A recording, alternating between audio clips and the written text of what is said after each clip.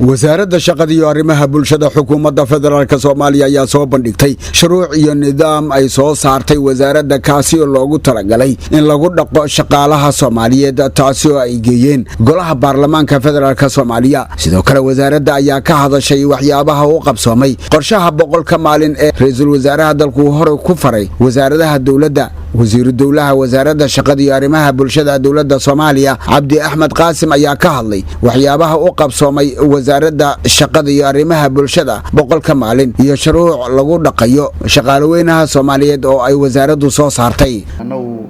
100 maalmood shaqadii naloo diray runtii intii qodobo oo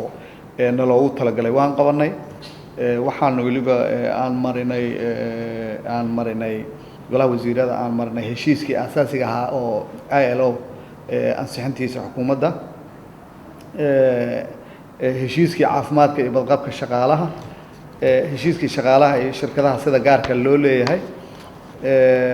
heshiiskii ka hortagga rabshadaha iyo xadgudubka oo lambarkiisu yahay 190 heshiiskii u socdaalida shaqo lambarkiisuna yahay 97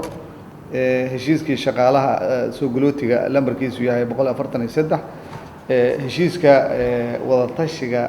saddex geesoodka lambarkiisu yahay 144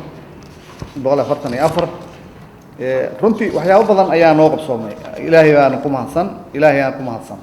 wasiiru dawlaha wasaaradda shaqada iyo arrimaha bulshada xukuumadda federaalka Soomaaliya Cabdi Axmed Qaasim ayaa sidoo kale ka hadlay horumarada wasaaradda iyo qorshaha lagu horumarinayo shaqaalaha Soomaaliyeed hortaniyahow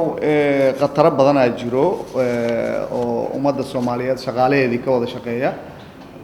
ama shaqaalaha dawladda ha ahaadeen ama shaqaalaha oo dadka private ka oo sida gaarka ah loo shaqada sida gaarka loo leeyahay ahaato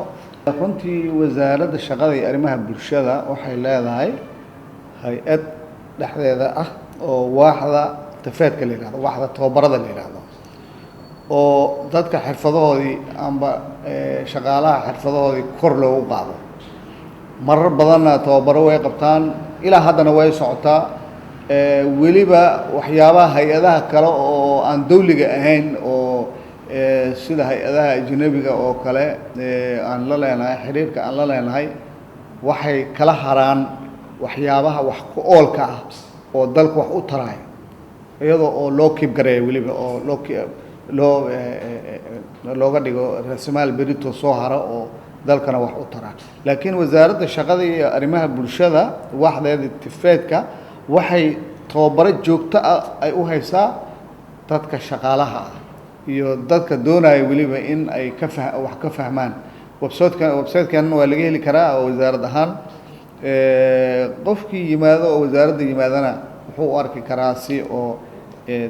wasaaradda shaqada iyo arrimaha bulshada dawladda Soomaaliya ayaa wado dadaalo ay ku horumarinayso shaqaaleynaha Soomaaliyeed Muuse Cismaan Abtow telefishinka qaranka Soomaaliyeed Muqdisho.